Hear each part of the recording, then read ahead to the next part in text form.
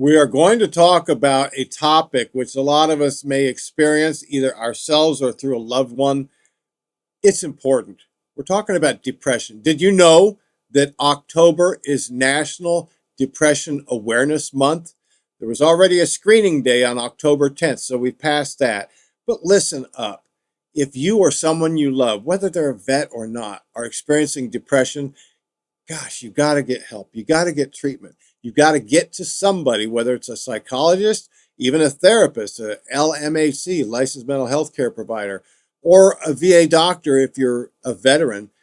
Let's say you have service connection for a knee and maybe low back, but you've never talked about your depression. Let's say it's actually it's causing you to have depression because you can't do the things you used to like to do. Maybe even trick or treating with your kids coming up on Halloween because you don't like to be around crowds because that makes you even more depressed, or the pain that you experience from walking up and down a couple blocks causes you to get depressed. This is important. You got to pay attention to this. As a matter of fact, my good friend Drew Carey on The Price is Right ends each of his episodes talking about mental health.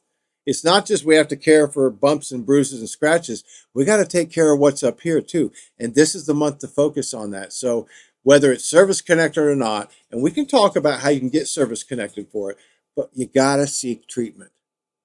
Let's say it's your spouse. Let's say you're perfectly fine, but you know your spouse is depressed because you've been on deployment for 9 months and you just come back and she's just all over the place and you can see she wants to sleep more. She's not eating right, things like that. Those are all red flags for somebody that's suffering some sort of mental health issue. We're talking about depression here. Get them in to see somebody. Ringy dingy. Call a provider. Call a therapist and get treatment. On the side of the veteran, all right, let's say you're on active duty before we get to the vet. You're on active duty, you just got back from deployment, and oh man, you are so depressed because the tempo while you're deployed was boom, boom, boom. You were mission aware, you were doing all kinds of things. You get back here and it's like, ugh. Okay, all that adrenaline has just flushed through your body, and now you are depressed. Go in and see somebody. They're going to make a note of it in your service treatment record, and more than likely, they're going to write a prescription. Whether you take the meds or not, let them write you the prescription that identifies in your medical record that you were diagnosed with depression while on active duty.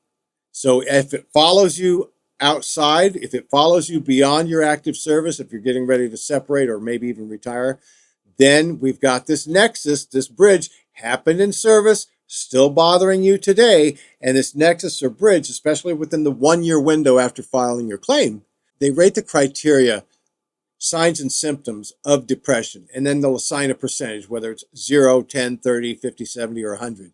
You got to do that for yourself. But this is National Depression Awareness Month. I want you to take care of yourself and your loved ones by getting checked, okay? If there's any question, look at our website, avet-project.org or American Warrior Radio. Until next time, I'm Garen Cohn, and don't forget, thank a vet.